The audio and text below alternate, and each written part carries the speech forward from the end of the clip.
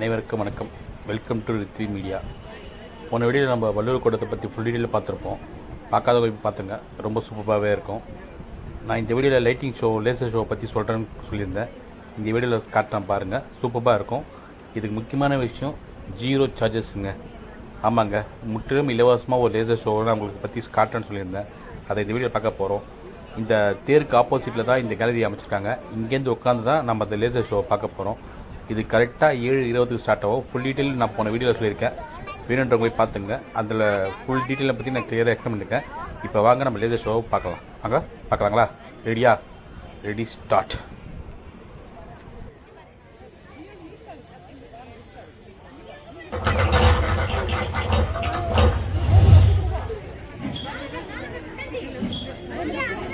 செம்மையாக இருக்கும்.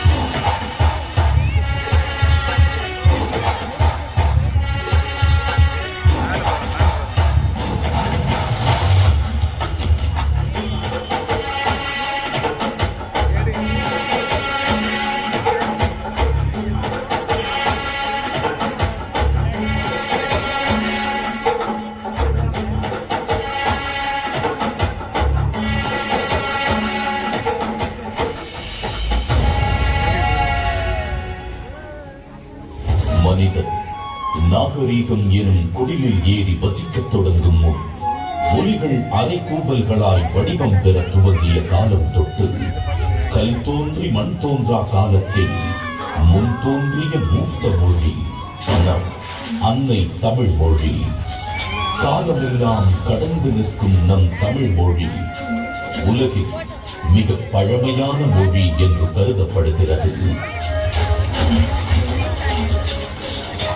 மொழிகளுக்கெல்லாம் தாய்மொழியாக திகழ்ந்து தமிழரின் வரலாறு, வாழ்வியல், அறம், மாண்பு மற்றும் கலாச்சாரத்தின் அடையாளமாக விழுந்து வரும் அன்னை தமிழ் மொழியின் உண்மையில் அதன் பண்பாடு, இலக்கியம், சிற்பக்கலை, ஓவியக்கலை, கட்டிடக்கலை மற்றும் கல்வெட்டுகளில் காண முடிகிறது.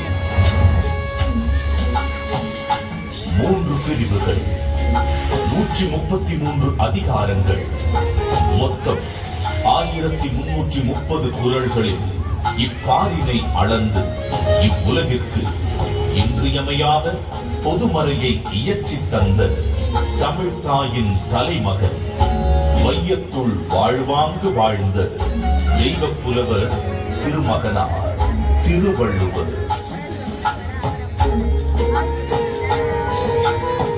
ஐயன் வள்ளுவனின் பிறந்த வருடம் தமிழக அரசால் கிமு 31 என்று வழங்கப்படுகின்றது. சென்னையின் மயிலாப்பூரில் வாழ்ந்ததாக கருதப்படும் இவர் காவிரி பாக்கத்தை ஒட்டி வாழ்ந்து வந்த மார்க்செயின் என்பவரது மகள் வாசுகியை மணமுடித்தார் என்றும் கூறப்படுகின்றது. தன்னை பற்றிய குறிப்புகள் மிக குறைவாகவே கிடைக்கப் பெற்றுள்ள போதிலும் தன் சொற்களால் தமிழ் கடத்தி சாதி மத வேதங்களை களைந்து மனிதத்தை உயர்த்தி பிடித்தவர் வள்ளுவர் திருமகனார்.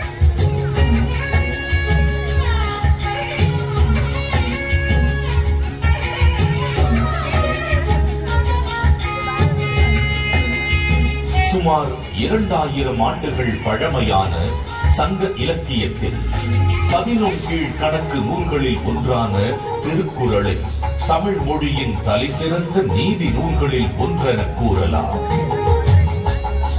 1.5 அடியில் 7 சொற்களில் மட்டுமே கொண்டு எழுதப்பட்டு ரத்தின சுருக்கமாக, அதே நேரத்தில் மிக ஆழமான கருத்துக்களை வெளிப்படுத்தும் நூலாக மிகச்சிறிய வார்த்தைகளில் மிகப்பெரிய தத்துவங்களை அடக்கியுள்ள நூலாக இருக்கும் திருக்குறள் இன்றும் அது வகுத்தளிக்கும் நெறிமுறைகளுக்காகவும் அது வழங்கக்கூடிய பகுத்தறிவிற்காகவும் தமிழர்கள் மட்டுமல்லாது பல்வேறு மக்களாலும் விரும்பி போற்றப்படுகிறது.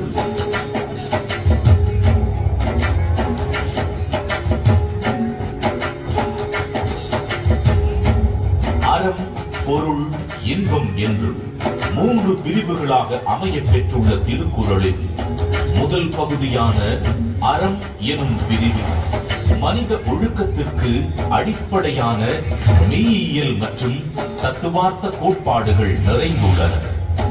உதாரணத்திற்கு, காலத்தினார் செய்த நன்றி சிறிதெனினும் ஞாலத்தின் மானப் பெரிது எனும் குறள் ஒருவர் செய்யும் உதவி மிகச் சிறியதாக இருந்தாலும் அதை தக்க காலத்தில் செய்தால் அது இவ்வுலகை விட பெரியது என்று கூறுவதன் மூலம் நட்பின் மேன்மையையும் உதவி செய்வதன் முக்கியத்துவத்தையும் எடுத்துரைக்கிறது.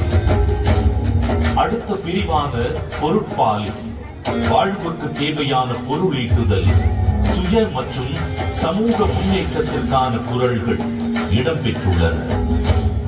உதாரணத்திற்கு, கற்க கசடர கற்பவை கற்றபின் நிற்க அதற்கு தக எனும் குறளில் கல்வியின் முக்கியத்துவம், கல்லாமையின் தீங்கு, பொருள் கூர்ந்து கற்றல், அதன் பின் அறவழி நடத்தல் போன்ற எக்காலத்திற்கும் பயன்பெறும் கூறுகள் இடம்பெற்றுள்ளன.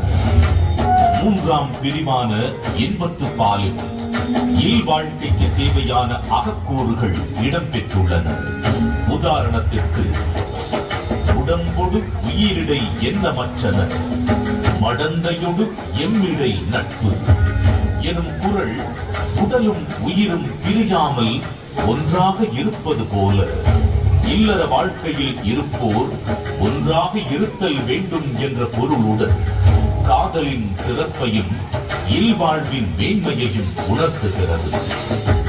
ஏறத்தாழ 60க்கும் மேலான உலகின் பல்வேறு மொழிகளுக்கு மொழிபெயர்க்கப்பட்ட திருக்குறள் உலகெங்கும் அதிக அளவில் மொழிபெயர்க்கப்பட்ட சமயம் சாரா நூல்களில் ஒன்றாக திகழ்கிறது.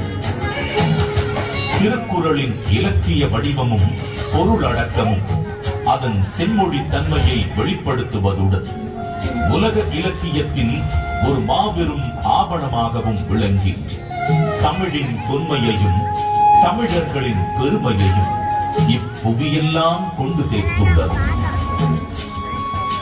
வள்ளுவருக்கும் அவருடைய குறளுக்கும் பெருமை சேர்க்கும் வண்ணம் அன்றைய தமிழகத்தின் முதலமைச்சராக இருந்த முத்தமிழறிஞர் டாக்டர் கலைஞர் மு. கருணாநிதி அவர்கள் திருக்குறளுக்கு உரை எழுதியது மட்டுமல்லாமல் பேருந்துகளில் திருக்குறள், பள்ளி பாடங்களில் திருக்குறள், திருக்குறள் கவியரங்கம், திருக்குறள் ஆய்வு என எளிய மனிதருக்கும் வள்ளுவரை கொண்டு சேர்த்தார்.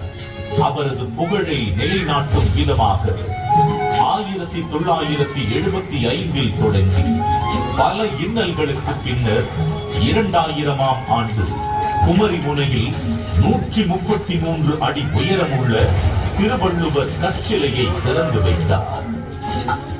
இதைத் தொடர்ந்து குமரியில் உள்ள திருவள்ளுவர் சிலையின் வெள்ளி விழாவை முன்னிட்டு விவேகானந்தர் பாறை, வள்ளுவர் சிலை இவ்விரண்டையும் இணைக்கும் விதம் சுமார் 250 அடி நீளமுள்ள கண்ணாடி பாலம் தமிழக முதல்வர் மு. க. ஸ்டாலின் அவர்களால் திறக்கப்பட்டது. இந்தியாவின் முதல் கடல் மேல் கட்டப்பட்ட கண்ணாடி பாலம் இது என்பது வள்ளுவருக்கு மற்றுமொரு மணிமுடி.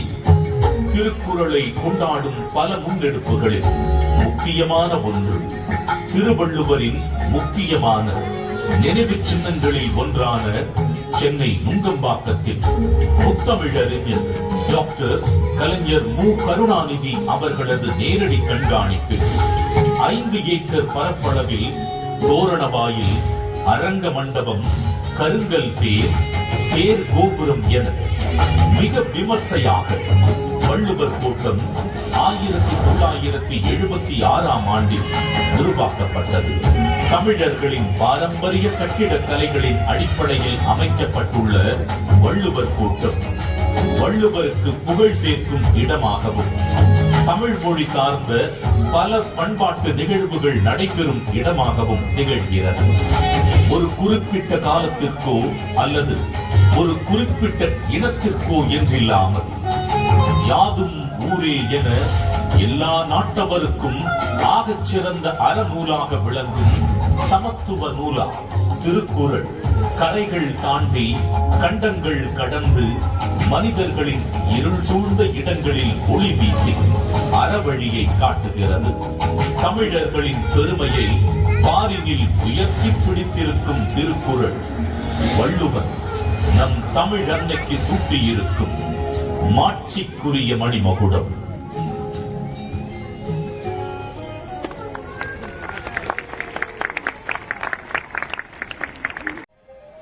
இந்த லேசர் ஷோ மாதிரியே இந்த மியூசிக்கல் ஃபவுண்டன் இங்கே ஹைலைட்டுங்க. அந்த தேரோட ஃப்ரண்ட்டில் அந்த பேக்ரவுண்டில் இந்த மியூசிக் ஃபவுண்டன் சூப்பராக இருக்கும். இதில் ஃபுல் டீட்டெயில் நான் போன வீடியோவில் சொல்லியிருக்கேன், மறக்காமல் போய் பாருங்கள். வாங்க.